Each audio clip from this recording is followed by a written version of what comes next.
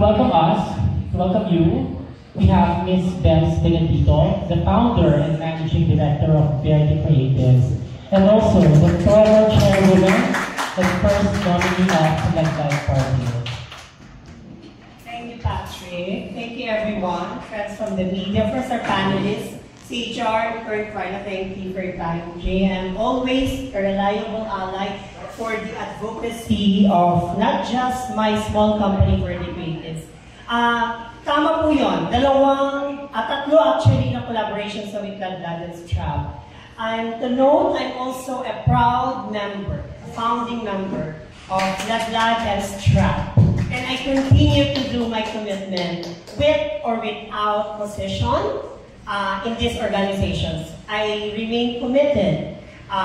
Ladlad remains to be my only political party and Strap as my only support group in terms of my transgender advocacy. And my Verdi Creatives aims to always go back. We are on our 8th year, it's a small company, but we always go back to the community where I belong.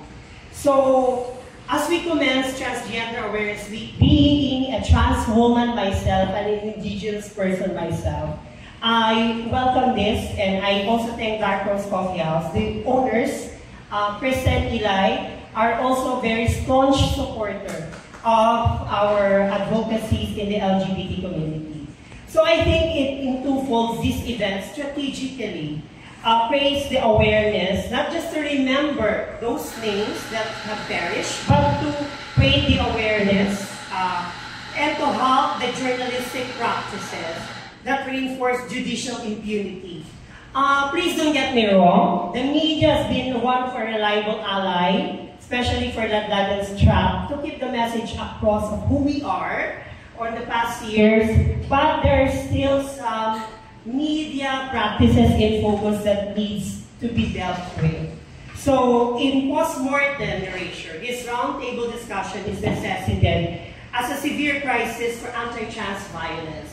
With the lack of data, there are at least 50 transgender and gender non-binary individuals murdered across Archipelago in 2010, a number believed to be significantly higher. Strap highlights that the media's consistent use of former names and incorrect pronouns, known as dead naming and misgendering in reporting these murders, constitutes to a final systemic act of violence and historical erasure. Every time a trans Pinay or a trans man is murdered, the refusal of certain media outlets, certain lang po is also to use the affirmed name and gender as a systemic execution of who we are, stated by these organizations today. It is a final act of erasure enabled by the lack of legal gender recognition in this country.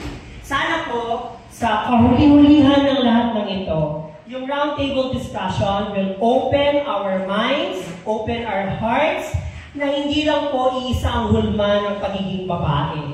Marami po ang mga tulad namin. There are female like us who were born male at birth, but have transitioned and live as women throughout our lives. At parati pong sinasabi ng Verdi at Latin Strap, one life lost is one too many, and one misgendered trans person, o yung isang hindi pagkilala sa kasarian ng isang trans woman, it invalidates in general all the trans people in this country. Patuloy po namin paninindigan yan. So again, we continue to commemorate Transgender Awareness Week. This is our contribution to the community, and we welcome you all to the Media Misgendering and Memory Roundtable Discussion. Maraming salamat po. Mabuhay kayo lang.